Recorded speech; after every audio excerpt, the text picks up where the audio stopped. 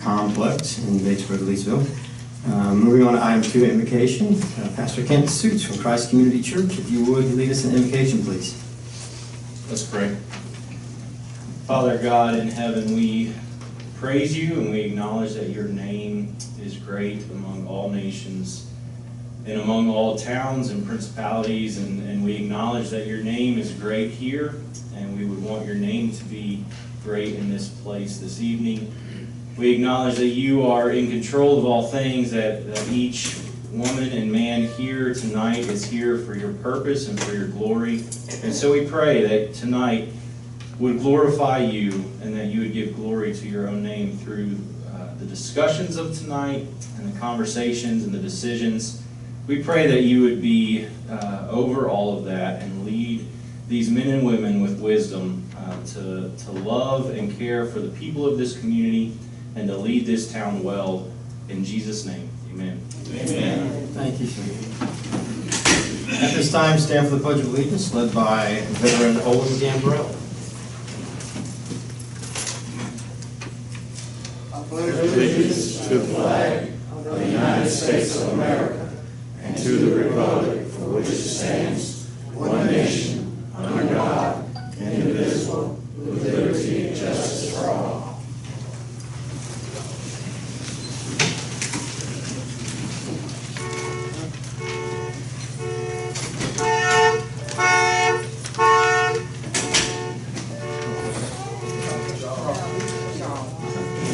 Pause 1 second for technical difficulties.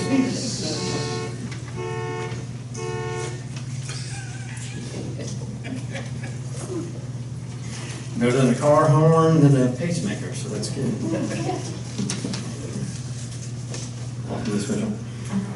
At this time, approval of the agenda. Do I have a motion to approve? So moved.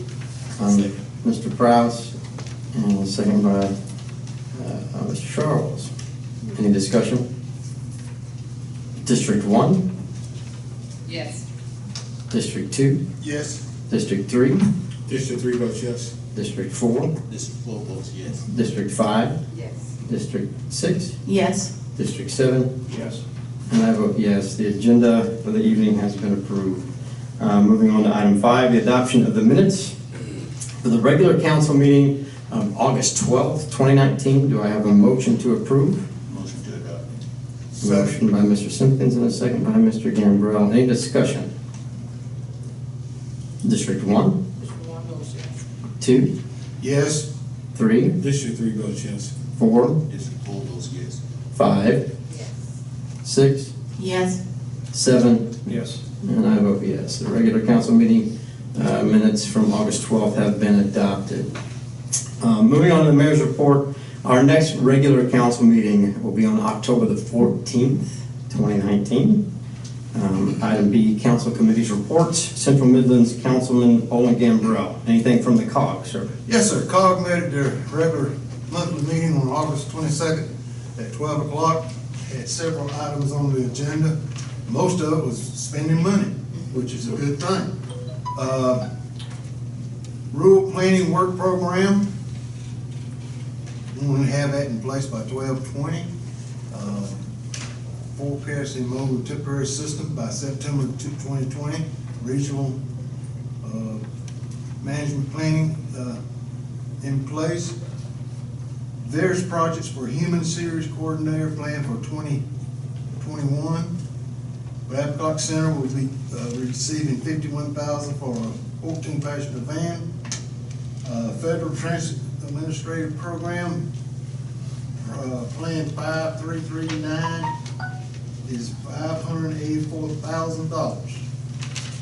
5307 is $5,154,260, and 5310 is $459,599. All these mean something as far as government titles and so forth.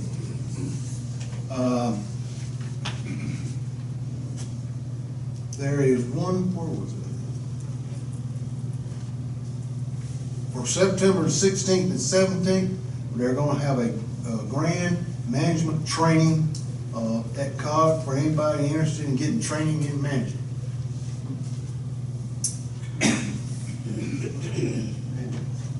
Just general manager. Gentlemen. That's all, sir. Thank you, sir. Moving on to item 2, Environmental Planning Advisory Committee, Councilman Jason Prowse. EPAC did not meet in the month of August. Nothing to update with. Thank you, sir. For the Joint Municipal Water and Sewer Commission, their last meeting was on August the 14th, 2019. The legislative action at the State House, the utility relocation process for road projects, that has started. General construction by Cone Construction continues to make great progress at their main office. And the operations facility has been completed, and actually the last meeting was held at the operations facility. A future tank site along US 1, Charter Oak Road. The purchase of that land closed on July the 18th. It's a future tank site along US 1 and Charter Oak Road. And the commissioners all approved to assist the town of Swansea with utility operations since June 13th. So Joint Municipal did go down and assist the town of Swansea as their manager actually left. And I think he took a job in West Columbia or Columbia. Other highlights from the meeting.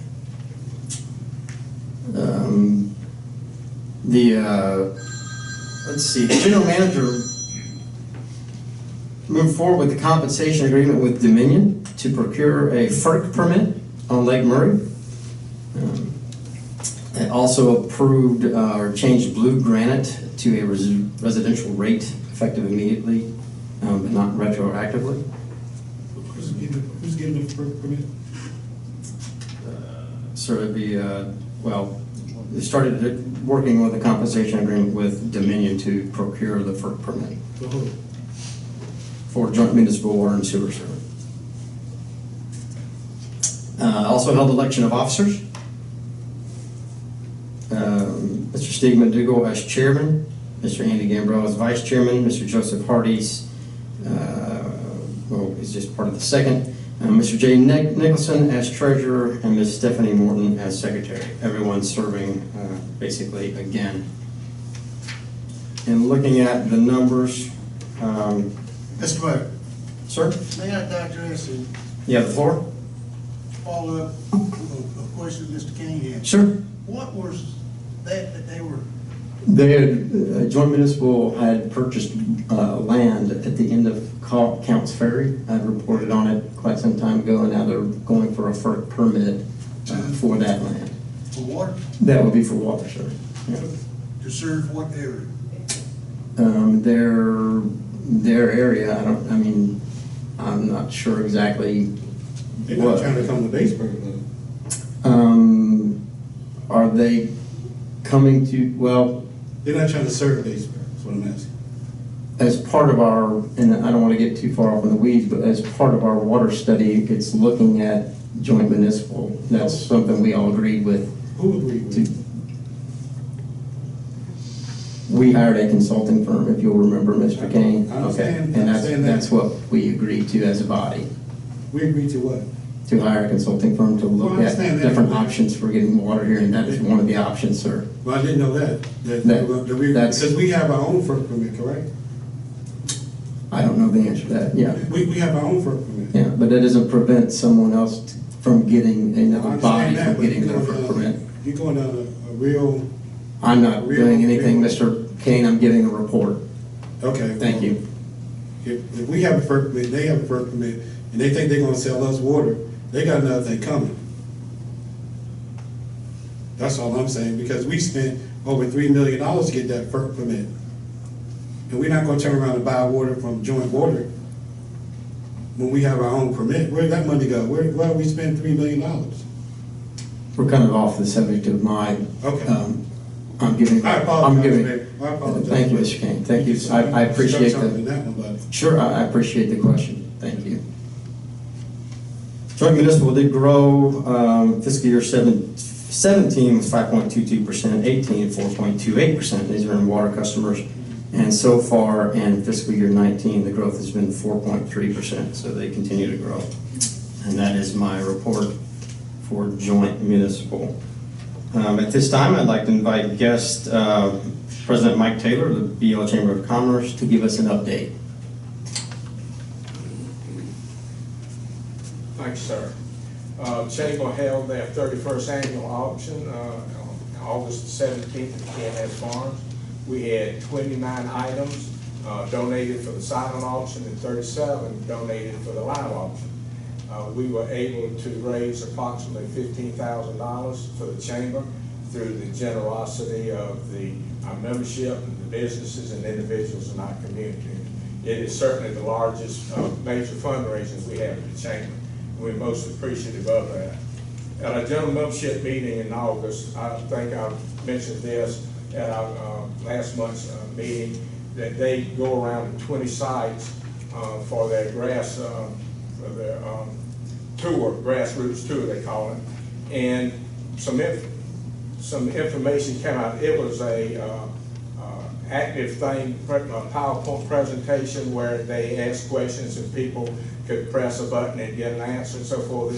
So it was very informative, the whole presentation was. But some of the facts out of that was that the largest industry in South Carolina in terms of employment is healthcare, with over 270,000 employees. South Carolina ranks 13th highest for industrial property taxes. And at 7% in South Carolina, the income tax is the highest in the Southeast. And more than 500,000 South Carolinians lack access to reliable broadband internet. So these are facts that they are going around the various communities and asking for input from the businesses so they can present their comprehensive study to the legislature and what's coming up in 2020. We launched our new website on Friday, August the 30th, right in the nick of time. The new website offers many more opportunities for our members and community.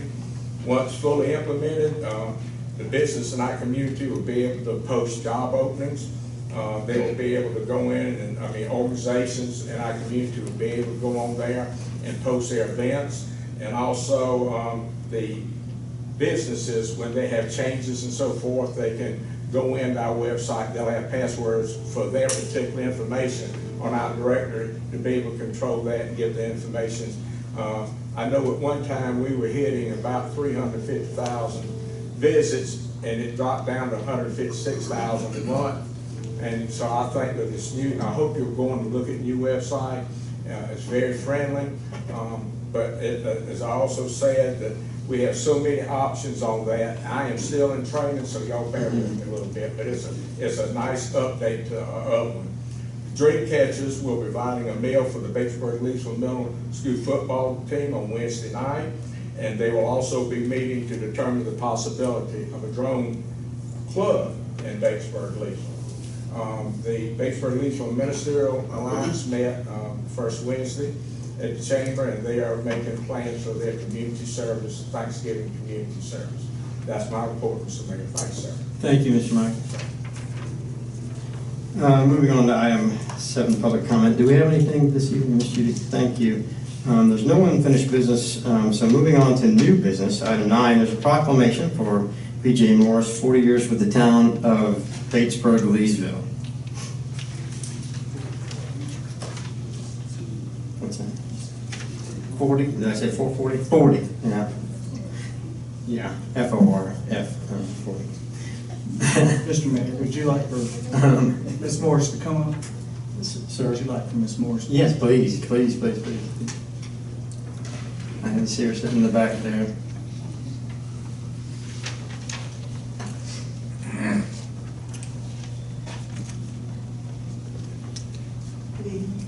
Thank you for being here. Whereas Barbara B.J. Morris has always demonstrated compassion, concern for members of the Batesburg-Leesville community. And whereas B.J. joined the Batesburg Police Department in August 1979 as a dispatcher, and whereas B.J. became the clerk of court for the Batesburg-Leesville Municipal Court in January of 1997, and whereas since January of 1998, B.J. has served as the victim advocate in addition to the duties of the clerk of court. As a victim advocate, BJ has guided hundreds of people through the criminal justice system. Therefore, be it resolved that the mayor and town council of Batesburg-Leesville would like to congratulate BJ Morris for her 40 years of service in the town of Batesburg-Leesville.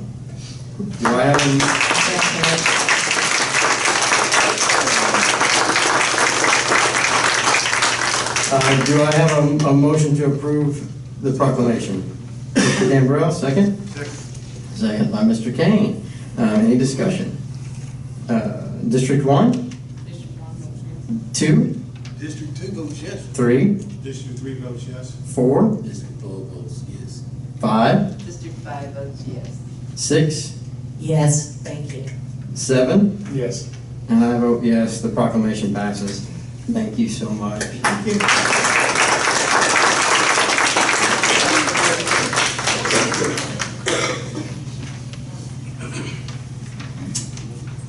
All right.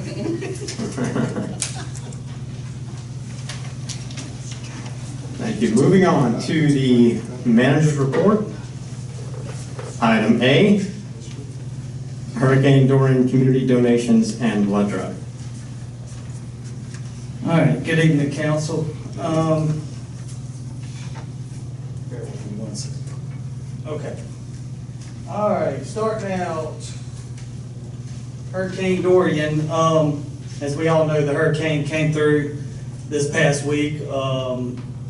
In talking with the Red Cross and Harvest Hope over the past week, I think the state was fortunate in that the flooding was not nearly as bad as what we experienced with the back-to-back hurricanes last year. But with that said, the Bahamas did get hit very badly, and I don't think anyone anticipated it sitting stationary for 24 hours. With that said, there has been interest that's come in from council members, and it's been mentioned by some people in the community that we should do some type of donation drive or blood drive. What's the needs of people?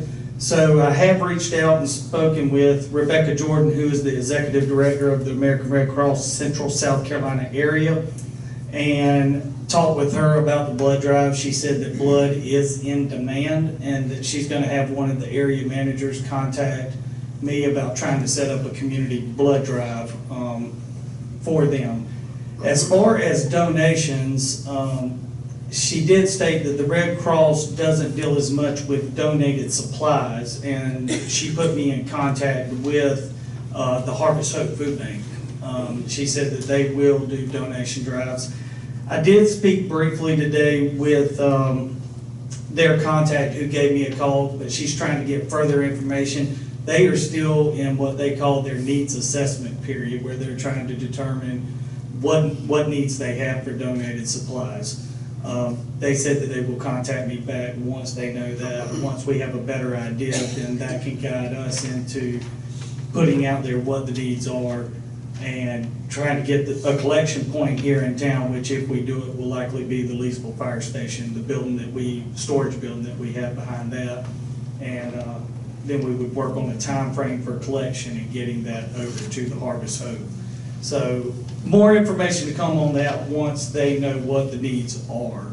They are still evaluating that. Okay, Ted, Yes. Mayor, can I ask you? Mr. Kane has the floor.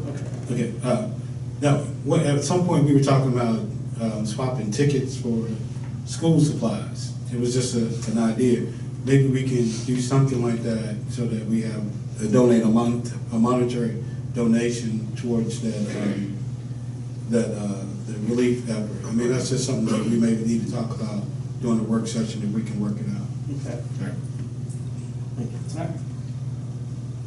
Moving on, if that's fine, Mr. Mayor, we have 2 upcoming events for the town.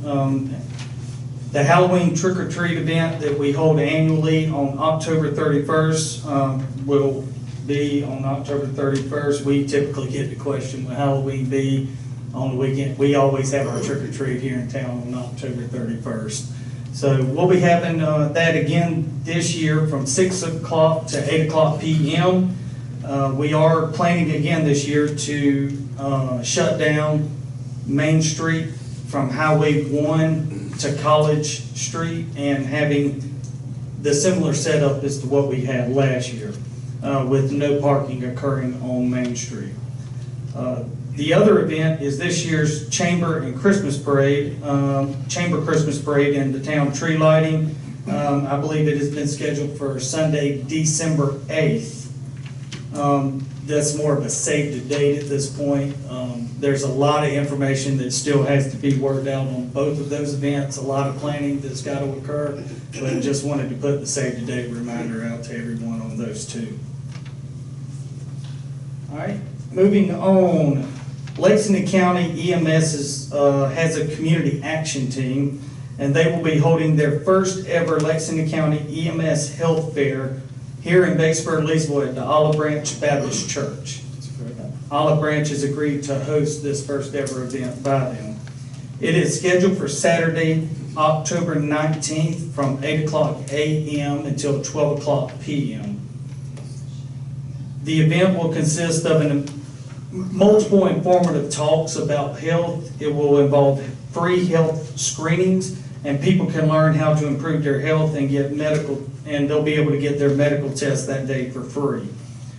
If you do know of anyone that's interested, or if you are interested, please come out that day. There's no need to reserve a time. It's just to show up and take part in the event. We will work to try and get further details on maybe the type of test that they're going to be doing that day, but I'm sure it'll be blood pressure and other types of tests, but I'm curious myself as to the full extent, and I think that depends on all the partners that they get to partner in this event with them.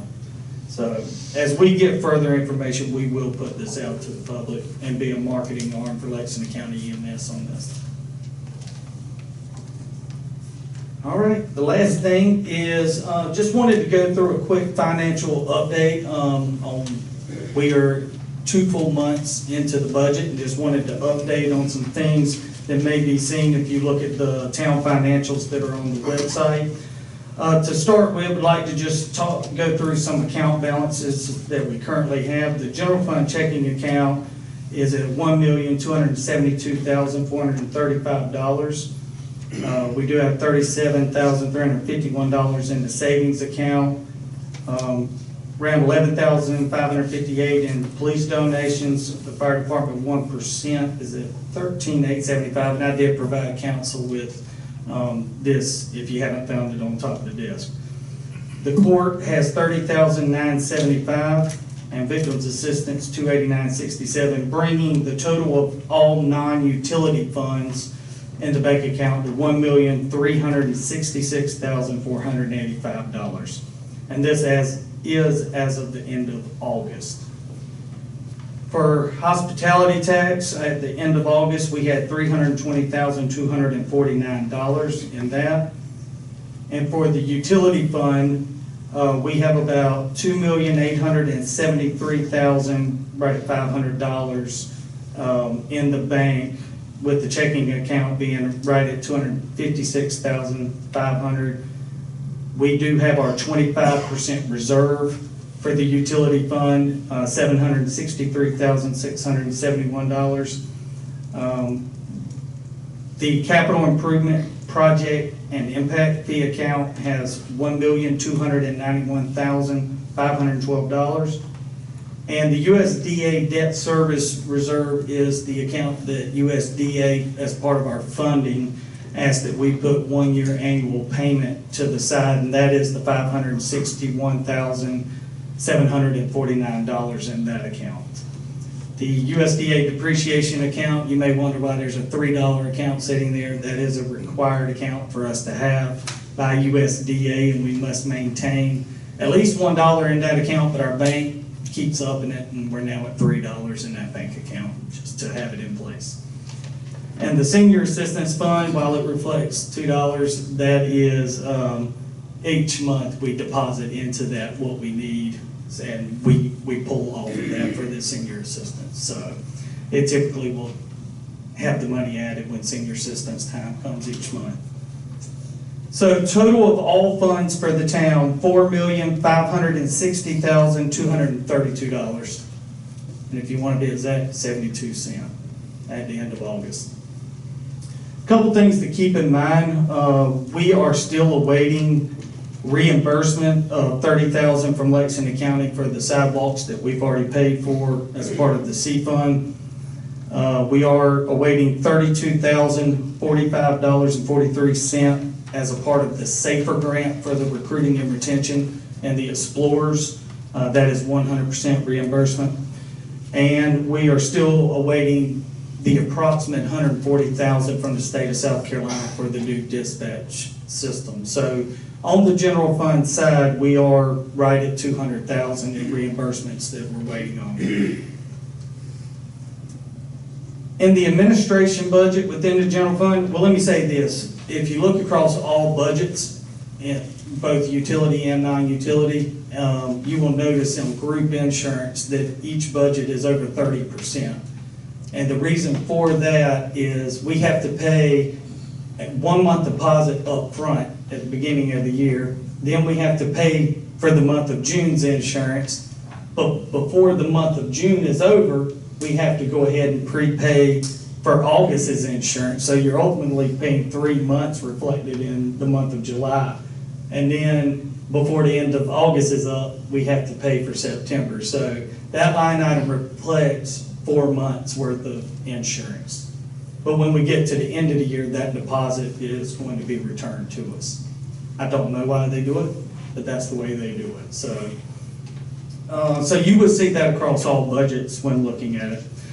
In the administration budget, you will notice that the salaries, Social Security and retirement is reflecting a little bit higher on the percentage side. The reason for that is, as we all know, Mr. Duncan just took off and left to go to York to be the city manager. In doing so, he was paid out for his unused annual leave time, which is what we do when someone leaves the town. They're going to be paid out for their annual leave that's been accrued. He did have quite a bit that had accrued up, and obviously that payout led to the contributions and those line items being increased. Workers' compensation, one thing to point out across the board for all budgets is should reflect close to 50% in each of those. 25%. That's because workers' comp is paid quarterly. It's not paid on a monthly basis. So you're going to see that those percentages reflect higher in the budget, and that's because it's quarterly payment, not monthly. And when you look at any vehicle insurances, fire and casualty, or general liability insurances within the budget, you're going to notice they should be up close to 50%. That's because they're paid twice a year.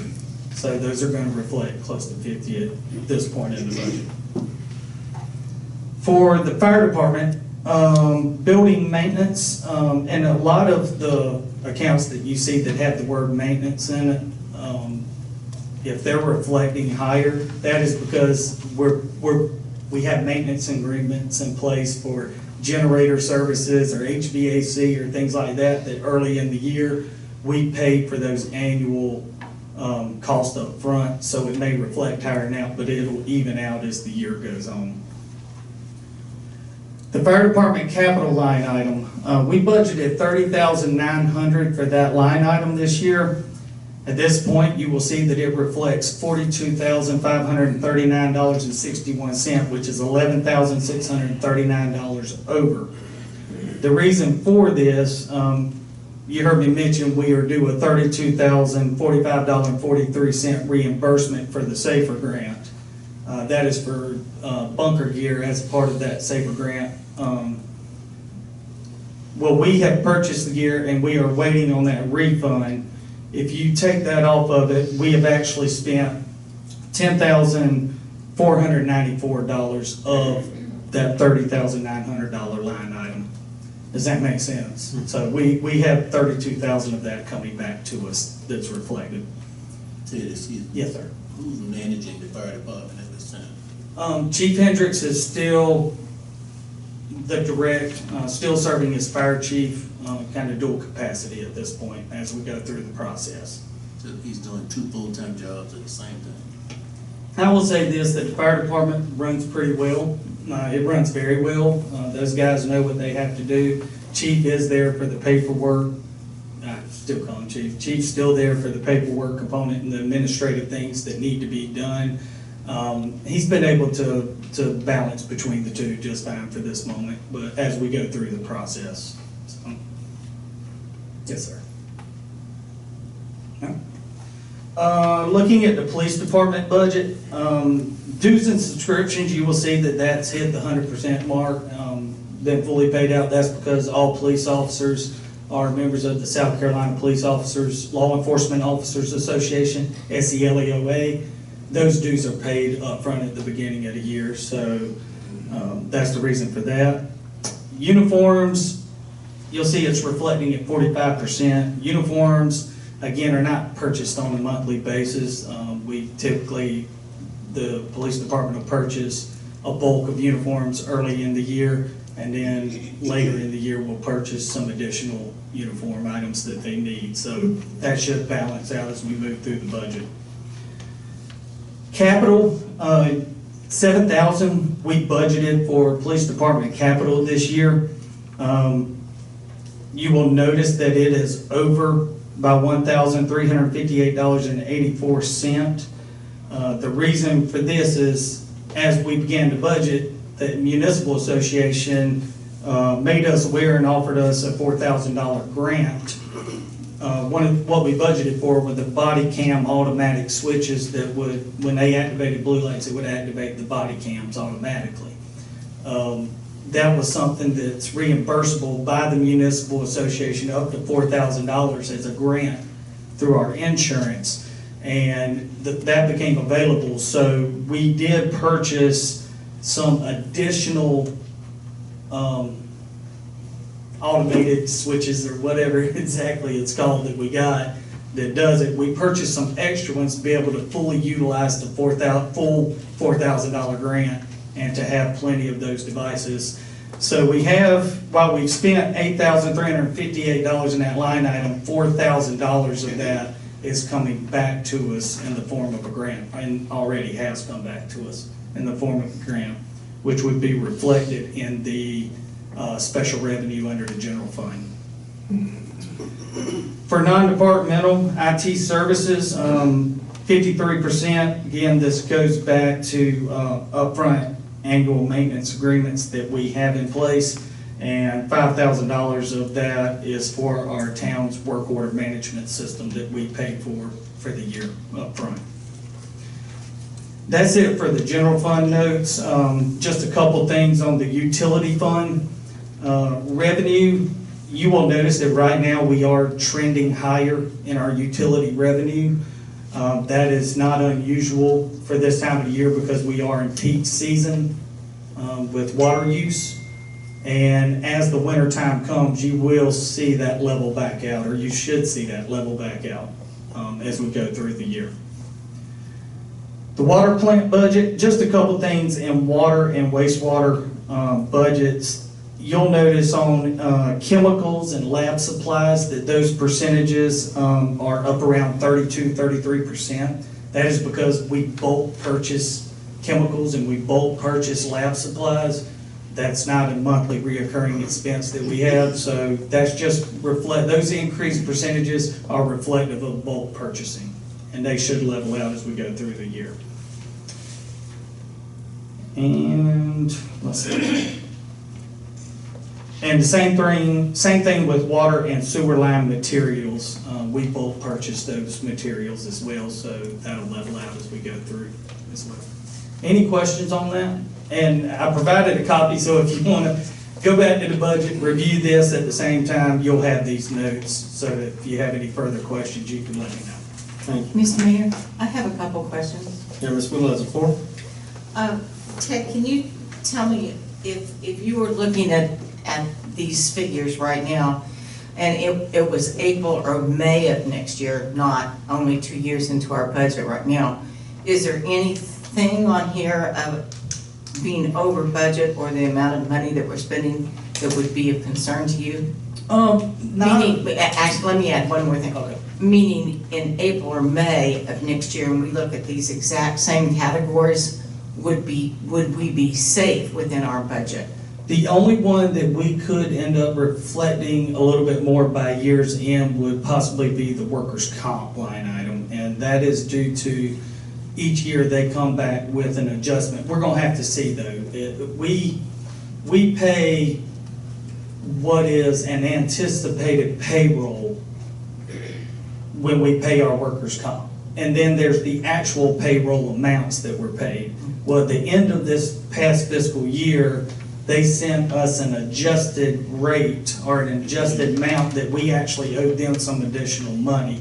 And so that came out of each departmental budget. But I also know that our workers' comp rates went down this year, so that could balance out. But I also think for some departments, it could be slightly over. I don't think it's gonna be anything major in the form of being over. But there could be some overages in the workers' comp among the things that I have reported on tonight. But there's nothing in this that raises red flags to you or that's of concern? Nothing at this point, 2 months in. The other question I have, has the job been posted for the fire chief yet? It has. I think we've received 38 applications, nationwide applicants, a number of Lexington County applicants, numerous state applicants. So it's been a wide range of people that have applied for it. So we're working through that process, and we actually have some interviews lined up for this week. Okay, thank you. Thank you. The floor is turned to the manager. I'm done, Mr. Mayor. You want to go ahead and introduce, Oh, yeah. this part of your report, sir? Sure. The first person we have coming up tonight is Miss Rachel, all right, Dieter. Okay. She is, I can't get it right. She's with the League of Women Voters, and she had contacted and asked to come tonight to talk a little bit about some voter registration options that are out there. Ms. Dieter, welcome. You have the floor. Thank you very much, Mr. Mayor and Council. I appreciate y'all letting me talk to you tonight. The League of Women Voters is actually a very old organization. We find today a lot of people aren't familiar with it. It actually was formed before women had the right to vote. But today, the most important thing that the League does is just voter education in general. We are not, it's totally nonpartisan, so we do not endorse any particular candidate, which is very refreshing in today's environment. It's been a wonderful organization to work for. I came over today, I live in Lexington, so I came over with my husband, have some local friends here though too. So I feel very comfortable. I come to Batesburg-Leesville from time to time working in a mobile food pantry. But what I want to tell you about in particular, and the reason that I'm here tonight, is because there are a lot of elections about to take place in November, and what's going on this year is there are a lot of these town council offices up for re-election and also mayors. And so we are visiting all of the towns that have elections going on. We particularly want you to know about, there's a relatively new website. We call it Vote 411, and I brought cards tonight to give out to anybody. It has the wonderful options for voters to be able to go in, put in their address, and see their own districts and who is up for election in their own districts. So next year, there'll be a whole bunch of stuff out there. But this year, for everybody in Batesburg-Leesville, you will see who all is running for town council. And then, for the folks that are running, they have the opportunity to go into the website. There's an invite that's going to all of the candidates tomorrow, as a matter of fact. And the invite asks you to put in a little information about your background.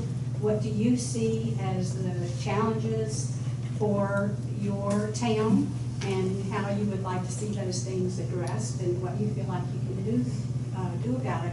So it's a great way for voters and for council people, anybody who's running, to really get matched up. And I hope all of you will take advantage of it. It's rather timely that I'm here tonight because that invite's going tomorrow. So some of you will actually see tomorrow what I'm talking about. I feel like, is there something else that I should tell you about this? You really just have to go in and look. Ted is right that we are very active with voter registration. And one of the nice things too about this website is it lets you go in and check and see if you're registered. So especially for young people, it kind of walks them through the process if they're trying to get registered for the first time. You can help your friends check. You don't have to have a lot of information to just go in and check your districts and see who's going to be running. It's very easy to use. That's fantastic. We'll make sure and leave your cards here for people to grab, and we'll put you on the Facebook page and get you out there on social media, I'm sure. I was supposed to say that. Please say. If you don't mind anywhere. But thank you again for the opportunity to address me. Thank you, appreciate it.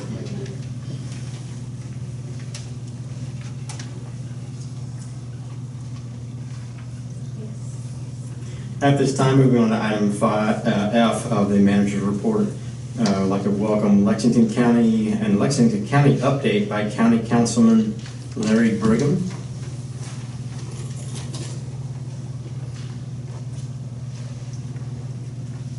Councilman Brigham, you got the floor. Thank you, Mr. Mayor. Mr. Mayor, members of council, it's a privilege and an honor to be here to give you an update on what's going on in Lexington County, some things that have happened in the past. Katie asked me to come to present that.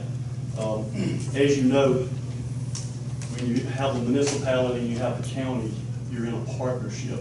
You're not in a turf war, okay? And there can be a huge discrepancy going on sometimes when you're not on the same page. So my job as an elected official is to make sure we're on the same page as often as possible.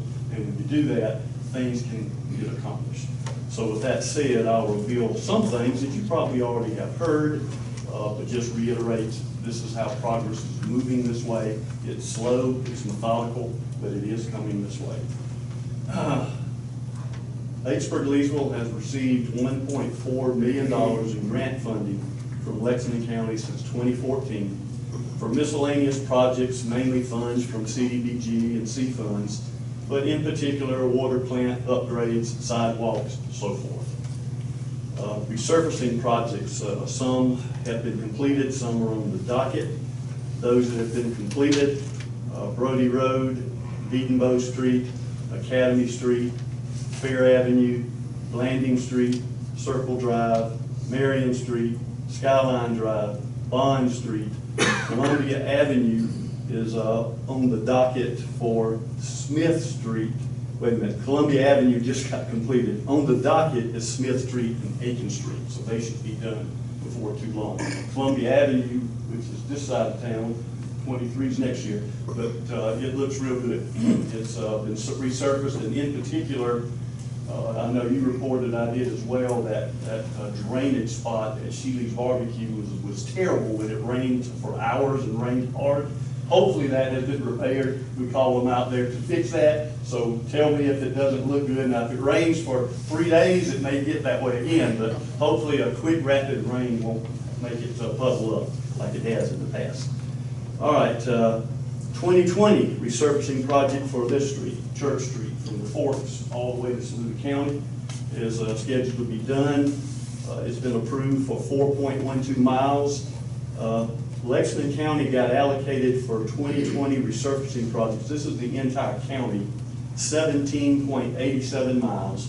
B&L got 4.12 of that, which is 23% went to Batesburg-Leesville from Lexington County funding for these things. US 1 widening is to be let out in the fall of 2019. It's been delayed for years, and the reason is behind acquisitions. Had some people that weren't happy with the offers, and that kind of slowed it down.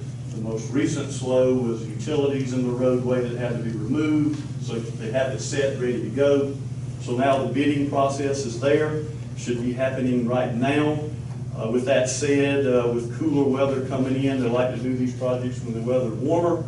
That anticipated startup date will be spring 2020. It will connect to Broad Street, and I've mentioned this to you as well. If you'll notice, Columbia Avenue resurfacing stops or starts right there at Broad Street where the trestle is, where the railroad trestle is. Well, there's no new road right there connecting to the forks. Highway 1 widening coming in will connect to that. So it basically will be kind of a bad roadway from here to here until next year sometime, and then it will finish as it connects, however long it takes to get that project done. So if people ask why didn't they go to the forks of the road, is because there's two different funding sources, two different projects working together, so it may be a year or two before they do connect. All right, Batesburg-Leesville Industrial Park. It's got 3 occupants. 2 of them will be under construction soon. CR Jackson, G2 and Triple P should be starting soon. Which one starts first, I really don't know, but they'll be there with the other occupant that we have. Current discussions are underway now about a potential occupant.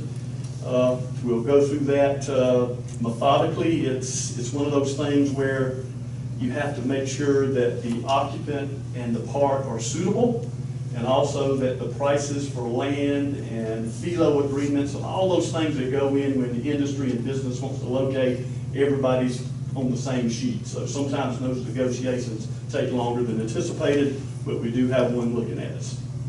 Lighting is to be installed. We currently have 23 lights in the park. Looks real good at night when you go by there, but we're going to have 26 more put in. So that will really light the entire park up. Those should be installed before too long. We have 165 acres left. We had 180 at one time, but we got 165 left. Anybody want to buy any, let me know. 12 parcels remaining. We had 15, now we have 12 parcels remaining. So slow, methodical movement is what I'm looking for. There is a new cemetery in town. This is the Lexington County Cemetery on South Lee Street, Highway 245, right across from the Solid Waste Collection Center. It's for indigents and unclaimed deceased. They'll be cremated and placed in marked graves. We have about 30 of those a year from Lexington County where someone doesn't claim the body. We hold it for so long, we can't hold it forever. We have to do something with it. So the remains will go in that facility on 245. Lexington County building permits through June. Lexington County had 834 permits issued through June. I don't have July's numbers yet. Richland County had 492. So we basically doubled Richland County with their permits through half year 2019. 2018 population is 296,000. Expected to grow 320,000 by 2023. That's Lexington County. If you'll hang on, I'll answer questions when I'm finished. County Council is currently in discussion of Penny back on the ballot in 2020 for road and road infrastructure only. The reason behind that, when you have the growth that we have, and you have housing coming in that we have, you have development coming in that we have, you got more cars on the road, more infrastructure issues that need to be addressed. And the problem that we have as a county, as well as you have, is where's the funding coming from? There are 2 ways to do it. You can raise property taxes, that's one way to get it done, or you can have everybody that comes in and visits the lake, goes to the blowfish games, comes to parks, comes to adventures, comes to whatever's going on. They have to pay a penny when they purchase things around here that goes toward roads and infrastructure improvement. It is currently in discussion, okay? We have agreed as a council to form the Penny Commission, which consists of 6 members. 3 members are appointed by county council, 3 members are appointed by municipalities. The largest municipality gets 1 appointment, that would be the town of Lexington. There are 2 other municipalities that also can make an appointment to that Penny Commission. The bottom line is funding, and I have it highlighted and underlined. You can either raise taxes or you can share the funding. With our budget we just went through this year, 75% of our budget was for public safety, emergency services, and 911. So that leaves us with 25% to pay the rest of the departments to keep things moving forward, keep things going. So it is tight every year in the budget process. So we are looking at other means of raising revenue. Doesn't mean we'll approve them, doesn't mean that they'll happen, but they have to be in the discussion. So that's my presentation. Any questions? Thank you, Mr. Brigham. Any questions? I have several questions. Mr. Kane has the floor. So Just going back to, starting from the end and maybe going back up, I'm very not happy with the fact that we won't get a person on that penny committee. We will, Not talking about Batesburg-Leesville. we will. Well, you said that we wasn't, so I don't know. Well, I'm not talking about the town.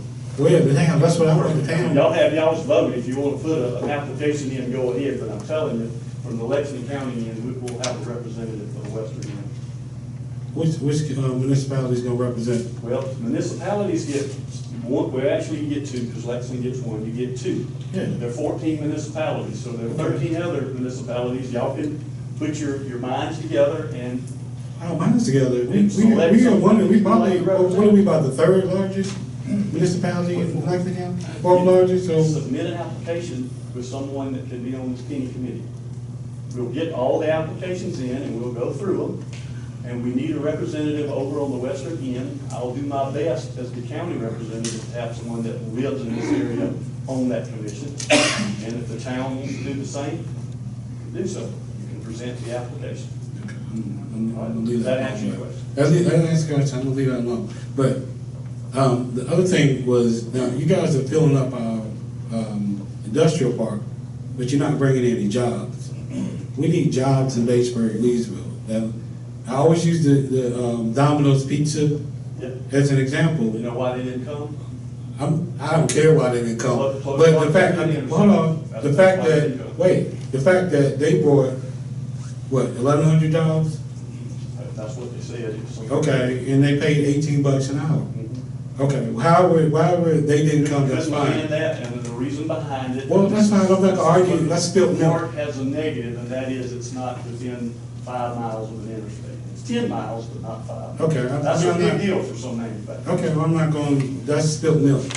All I'm saying is going forward, we don't want the park filled with businesses that don't bring jobs. We need jobs in our community. They have. We all ran on the fact that we were gonna bring jobs to we're gonna beautify the town and bring jobs to the community. If you fill that place up with businesses that don't bring jobs, that is not productive. You have And then we 12 don't have a parcels. voice when you gonna tax us. It is just now really Okay. open for business. You Okay. have 12 parcels available. We're still. And I looking. appreciate it, I hear you Councilman. loud and clear, and I Thank you. totally agree. Thank But you. what I'm saying is, we do have a negative with the park, and that's close proximity to. Well, I mean, we should have never put the park It's not there. gonna get us a mission plan. Well, I understand, but we should have never put the park there. That's beside the point. We spent $2 million. We borrowed $2 million of taxpayers' money to put water infrastructure in that park. That And helps. wait, we promised the people when we did that we were gonna bring jobs. That's why we borrowed the money. We were gonna bring jobs. It was gonna pay for itself, and it has not.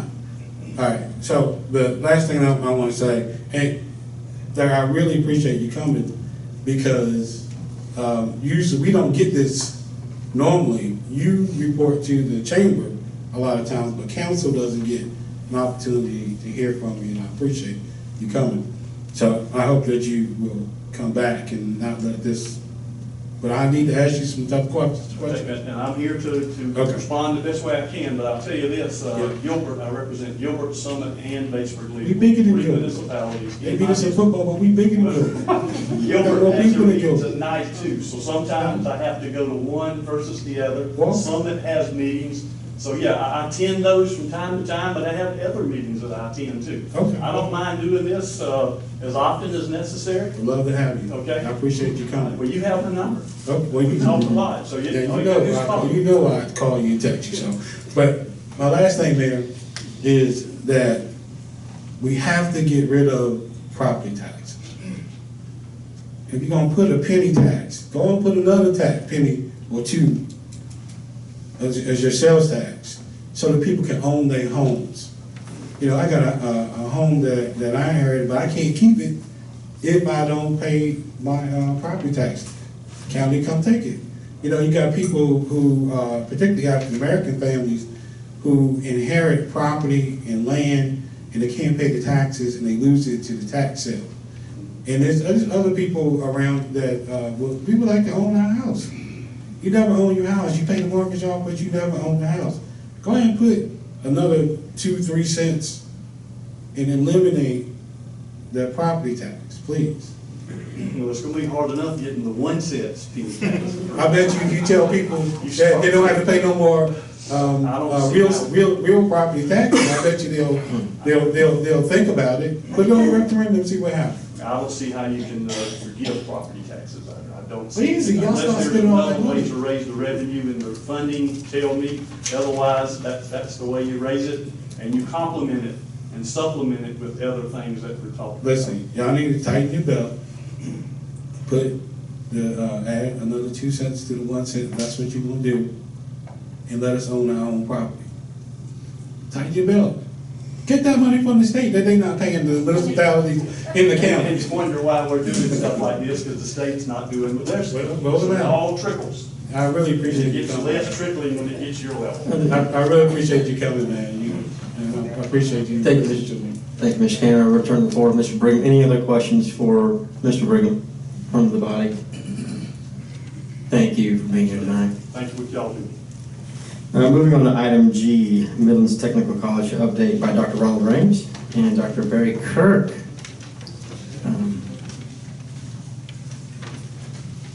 Midlands Tech has the floor.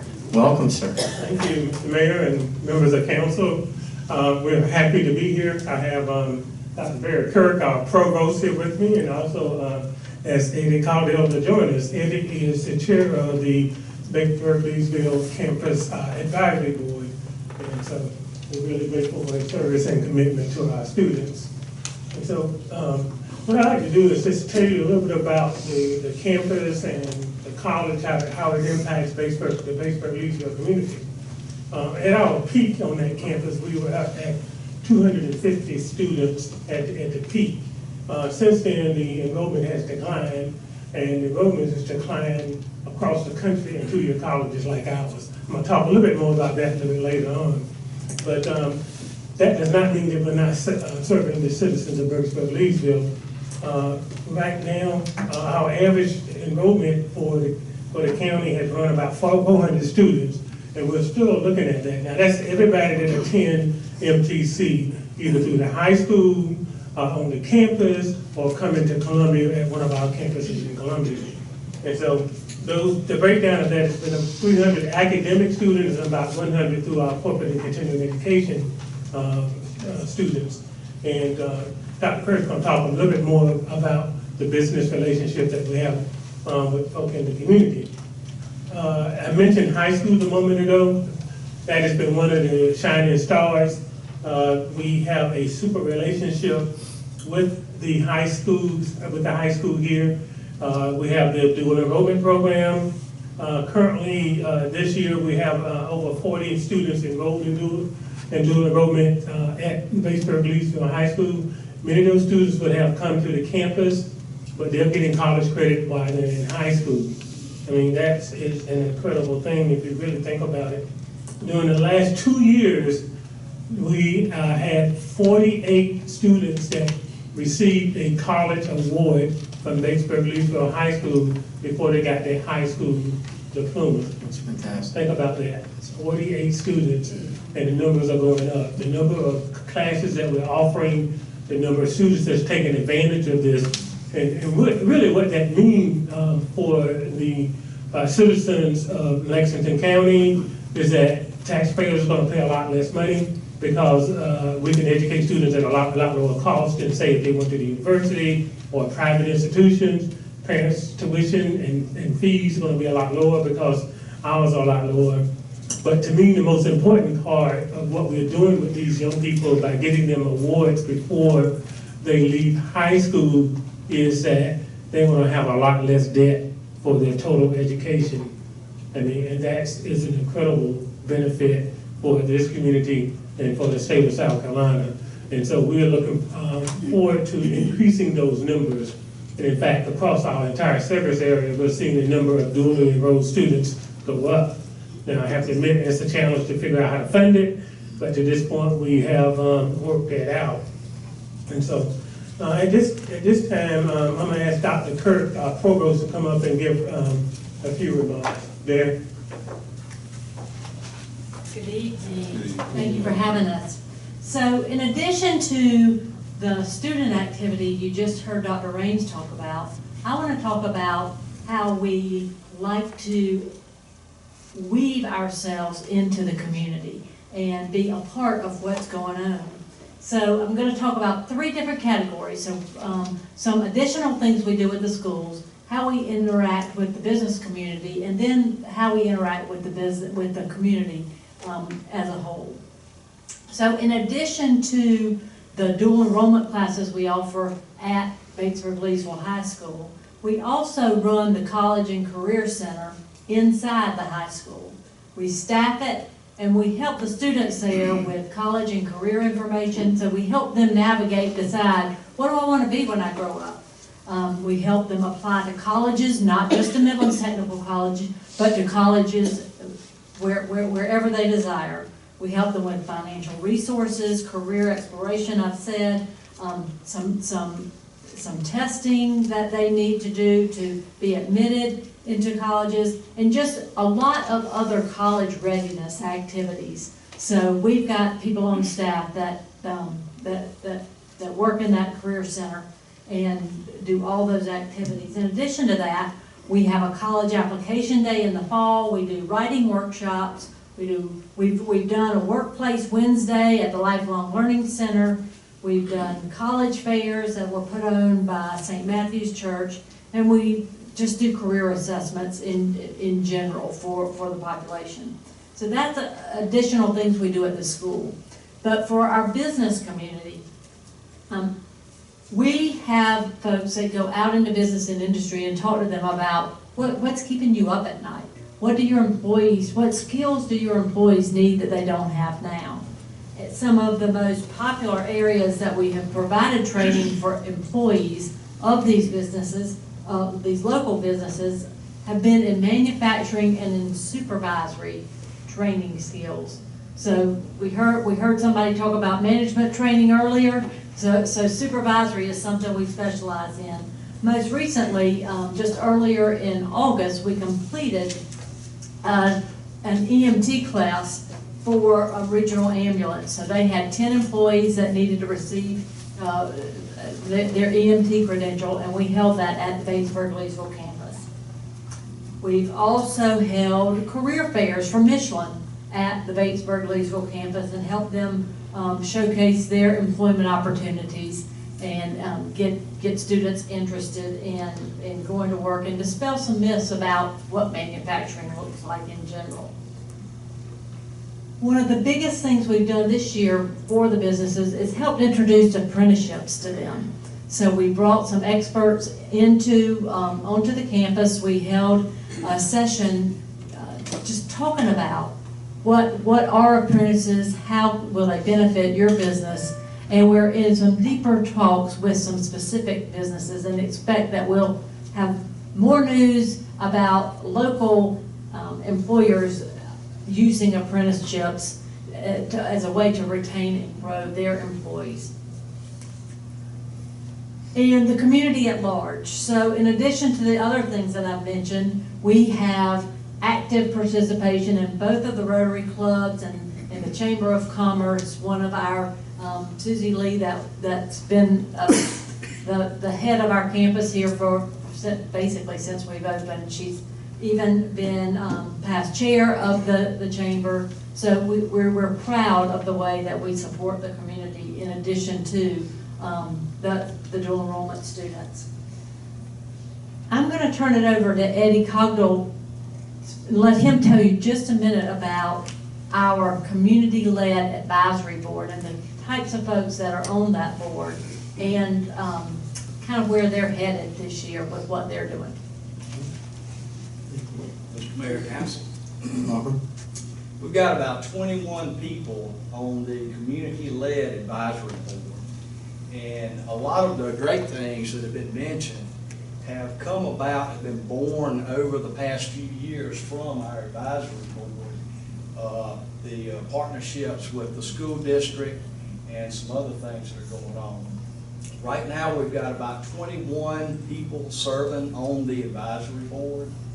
We are charged with facilitating communication between the community and Midlands Tech And right now, what we're focusing on is trying to collect information from the community, utilizing possibly a survey.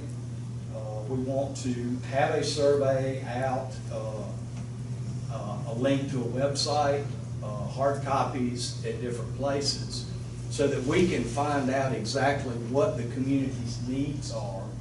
And we hope to get as much information and feedback as we can from the people in the community, so that the Midlands Tech can focus their efforts where they're needed by the community.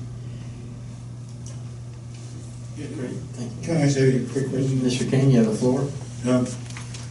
Would you be willing to come to Friendship Missionary Baptist Church and speak to a group of concerned citizens about Midlands and the direction of the advisory board? Absolutely. Thank you. Yeah, and we'll attend with Yes, just a couple of more comments. I mentioned earlier about enrollment in two-year colleges like ours, and frankly, it's been a tough time, but in a good way. What happens with community colleges, technical colleges like ours, when employment is low, enrollment is counter-cyclical, meaning that the adult population is working. That is really what we want to do. So when students, adult students particularly, they get the education and training and the skills that they need, they're able to find jobs. And I know that jobs is always what we want to try to do. And so that's what we experience. The good news, though, is that our traditional high school population is growing, meaning more and more parents understand the value of sending students to MTC first. I'm a graduate of MTC way back when, and so I did it when it wasn't cool. But today, just today, we signed a major agreement with the University of South Carolina, one of our great partners in this process, with the Dallimore School of Business, the first ever. Quite frankly, it's been a difficult journey to get to the Dallimore School. But for supply chain management, a student can graduate from MTC with a 2-year business degree, go directly into that program at the university. And so we have great expectations that those kind of population agreement is going to lead to, again, lower costs for students, lower costs for taxpayers in this process, and more graduates to help business that will help the state continue to grow. We have relationships with the School of Education, trying to help with the teacher shortage issue that we have in our state. 2 years at MTC, 2 years at the School of Education and the university. We have other agreements, not just with the university, but many of the colleges and universities across the state. And so we are, even though we have a challenge at this time, I consider it a good challenge. Now, we have a similar campus up in Fairfield County, where we're having the same kind of challenge, trying to get more people to get involved with the campus. And one of the things that the Fairfield folk has done through the advisory committee is created a Fairfield Promise program.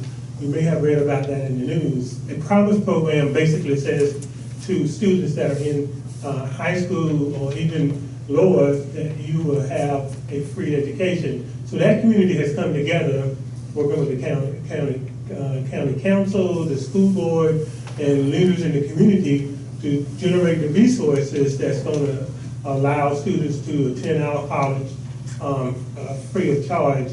Only obligation that the students have at this time is to pay for books. And so, since we've done this, we've seen increased activity. The number of students that are enrolled in our college is increasing from that community. Now, I have to tell you, this mostly the traditional student that's coming fresh out of high school. We know that in that community, we have a number of adults that can benefit from that program. And so right now, we're in the process of trying to reach out to those folks to get them engaged in the campus. And so while enrollment is not what we want it to be, there are a lot of positive things happening around the community, and we're here to serve. I'll be glad to answer any questions that you have, Dr. Kirk, and I will be glad to address any questions. Let me just say one more time, Eddie, how much we appreciate the leadership.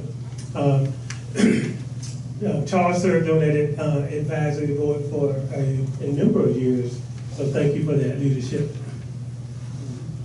Thank you, Dr. Raines. Any questions? Mr. Mayor? Yeah. Mr. King has the floor. Ron, I really appreciate you coming, and I've been advocating for Midlands Tech to address the council with some of the information that you brought to us.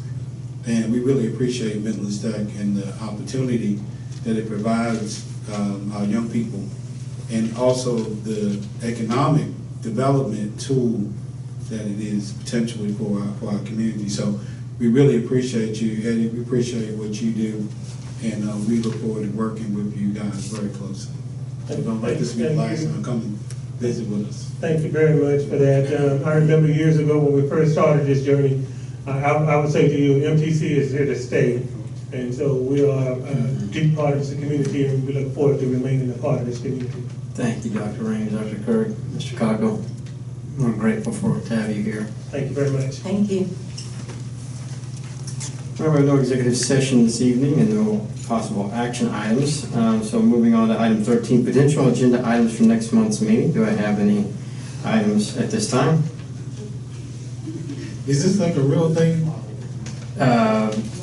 This would not be a work session. This would be for the next month's meeting. If you do have information or ideas for work session, I would just suggest you contact the manager and talk it out.